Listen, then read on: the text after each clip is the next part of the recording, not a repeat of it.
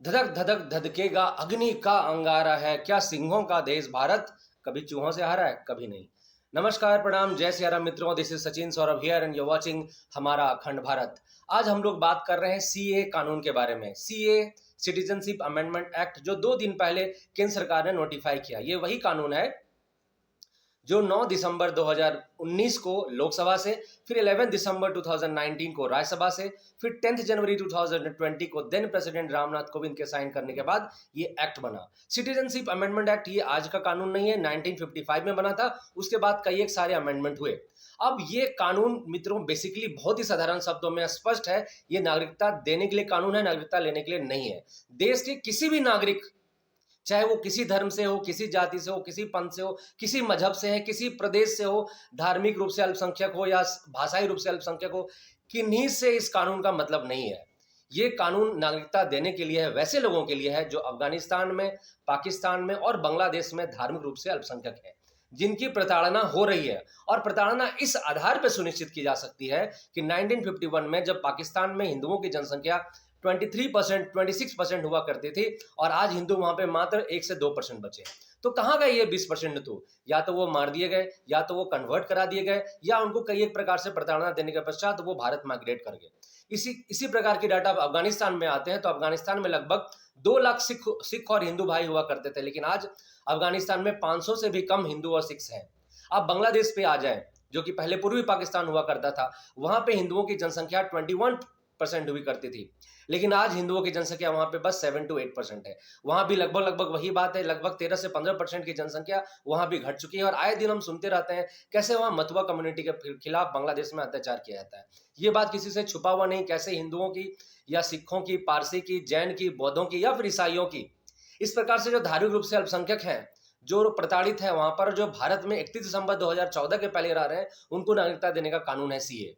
लेकिन इस विषय पे बहुत सारे भ्रम फैलाए जा रहे हैं, भारत से लेकर अलग अलग कोने तक। जैसे अल जजीरा की मैं बात करूं, जो कि प्रतिष्ठित अखबार है, लिबरल मीडिया के द्वारा कतर से संचालित होता है, जिसने कहा ये एंटी मुस्लिम लॉ है। तो मित्रों मैं बता दूं कैसे एंटी मुस्लिम है। यहाँ के भारत के किसी भी मुस्लिम भाइयों का कोई नागरिकता इससे लेना देना इससे नहीं है।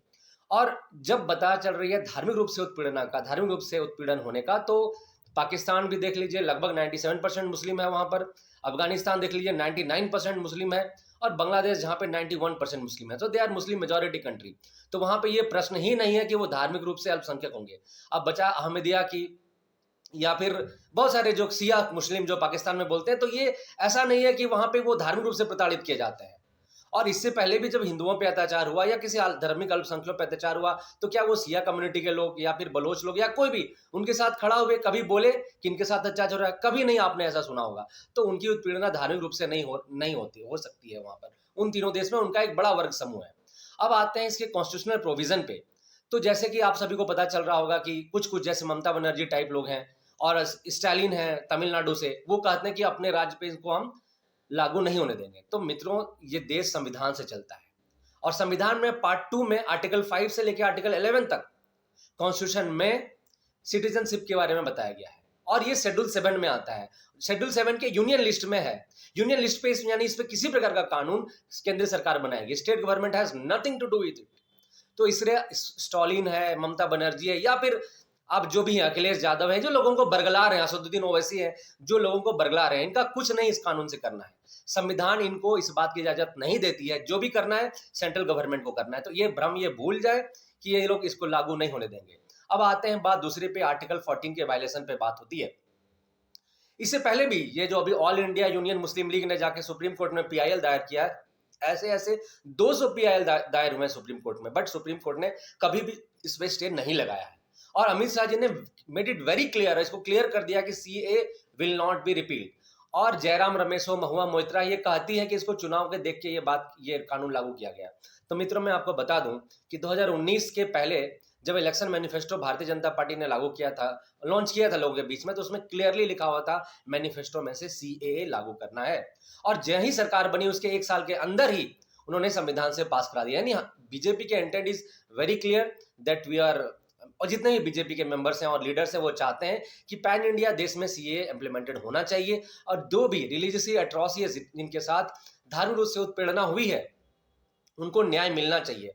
और कुछ लोगों को मैं बता दूं, उनको समझ में नहीं आ रहा है कि देखिए इलीगल इमिग्रेंट्स और जो एसाइलम सीकर है, जो शरणार्थी है, उनको आप इलीगल इमिग्रेंट से नहीं कंपेयर कर सकते हैं। ये शांतिप्रिय लोग हैं जो कि भगा दिए गए, पाकिस्तान से मार के भगा दिए गए, अफगानिस्तान से मार के भगा दिए, बांग्लादेश से। इनको आप रोहिंग्या से कंपेयर नहीं कर सकते हैं। सो प्लीज ये ना, don't compare Apple with oranges. ये कंपैरिजन बिल्कुल है ना बायस्ड है, ऐसा आप कंपेयर करके लोगों को भड़काने का काम नहीं करेंगे। अब आते हैं आर्टिकल 14 पे, हम लोग कुछ बात करेंगे आर्टिकल 14 के प्रोविजन के बारे में। आर्टिकल 14 में कुछ बताया जाता है, जैसे कि सबका कहना है कि आर्टिकल 14 जिसमें इक्वालिटी किया गया है, इक्वालिटी पूरे देश में इक्वालिटी होना चाहिए irrespective of any caste, creed और रिलीजन। लेकिन आर्टिकल बार बार ये बोला जाता है कि जब सीए इंप्लीमेंट किया गया, इसमें मुस्लिम धर्मावलंबियों को छोड़ दिया गया। तो इसमें यह बता दो कॉन्स्टिट्यूशनली कि सीए जो आर्टिकल 14 लगा है, इसमें कुछ अपवाद भी हैं। अपवाद दो हैं, एक है रीजनेबल क्लासिफिकेशन का, दूसरा है कानून के उद्देश्यों के साथ लॉजिकल संबंध का। तो रीजनेबल क्लासिफिकेशन है बिकॉज वे वहां पे वैसे लोग हैं जो उत्पीड़न का शिकार हुए हैं धार्मिक रूप से, जिसके सबसे बड़े एग्जाम्पल, अच्छा वो वहां पे गए कौन थे, पाकिस्तान में थे या अफगानिस्तान में, ये बेसिकली ये दलित भाई थे हमारे, ये हमारे पिछड़े लोग थे जो वहां पे रह रहे थे। पाकिस्तान की ओर से कहा जाता था कि यदि ये लोग हिंदुस्तान चले जाएंगे तो हमारे यहाँ पे टॉयलेट कौन साफ करेगा, ऐसी घृणित मानसिकता थी उनकी। अब हमारे पाकिस्तान के जो लॉ मिनिस्टर हैं योगेंद्र मंडल जी, आदरणीय योगेंद्र मंडल जी, जब उनके साथ प्रताड़ना हुई, उनको पाकिस्तान छोड़ के भारत वापस आना पड़ा, तो can you imagine the atrocity upon the normal Hindus, normal Buddhist, normal Parsis over there in Pakistan, Afghanistan and Bangladesh.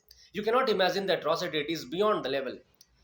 सो इस प्रकार का जो भ्रम फैला रहे हैं अरविंद केजरीवाल, ये बोलते हैं कि इलीगल इमिग्रेंट्स जो वहां से जो शरणार्थी आएंगे, पहली बात है कि वो शरणार्थी इलीगल इमिग्रेंट नहीं है केजरीवाल जी। और जो आप बोल रहे हैं कि वहां से आएंगे, यहाँ पे हत्याएं बढ़ेंगी, रेप बढ़ेगा, क्या मतलब, I don't know what kind of बकवास ही इज डूइंग। ये इनकी पहले से भी आदत रही है हमेशा माफी मांगने की। ये लोग आएंगे नहीं, ये आ चुके हैं और सदियों से यहाँ पे रह रहे हैं क्योंकि उनके साथ प्रताड़ना हुई है। और 31 दिसंबर 2014 के पहले जो भी लोग आ चुके हैं उनको नागरिकता दी जाएगी। उनका अधिकार भी हमारे आपके जैसे अधिकार भी, वो भी एक आम भारतीय की तरह अपने संवैधानिक अधिकार का लाभ ले पाएंगे। और रही बात कुछ अहमदियाओं की या कुछ जो पाकिस्तान में सिया मुस्लिम है, उनको यदि नागरिकता चाहिए तो नागरिकता का लॉस तो ओपन है, आर्टिकल 11 में क्लियरली मेंशन है। आप आइए ना, 11 साल में नागरिकता लीजिए ना, आपको किसने मना किया है? जो एलिजिबिलिटी है उसको फुलफिल कर लीजिए। लेकिन इस पे जो भ्रम है, अब इस भ्रम को समाप्त करना चाहिए पूरे लोगों के बीच में, पूरे देश में क्लियर करना चाहिए कि CA is all about giving the citizenship to those person who are religiously institutionally discriminalised, dismantled in Pakistan, Afghanistan and Bangladesh. यहाँ पे किसी का राइट, किसी का सिटीजनशिप नहीं लिया जा रहा है, चाहे वो आसाम हो, चाहे वो बांग्लादेश, पश्चिम बंगाल हो, या तमिलनाडु हो, या केरल हो, या पिनारी विजन हो। किसी प्रकार का आप जो हल्ला और लोगों में जो आप मिसकंफ्यूजन क्रिएट कर रहे हैं, मिस इन्फॉर्मेशन कैंपेन कर रहे हैं कि स्टेट नहीं लागू देना, ये मित्रों बात क्लियर कर देता हूं, इसका राज्य सरकार से कोई लेना देना नहीं है, क्योंकि सिटीजनशिप को लेकर कानून केंद्र सरकार बनाती है, राज्य सरकार का कोई हस्तक्षेप नहीं होता है। इस प्रकार की बकवास की बातों पर आप नहीं ध्यान दें एंड किसी प्रकार का मिस इन्फॉर्मेशन देश नहीं होने दें। ये हमेशा से शांतिप्रिय देश रहा है, तो ये अच्छे से लागू हो जाए। जय हिंद, जय भारत।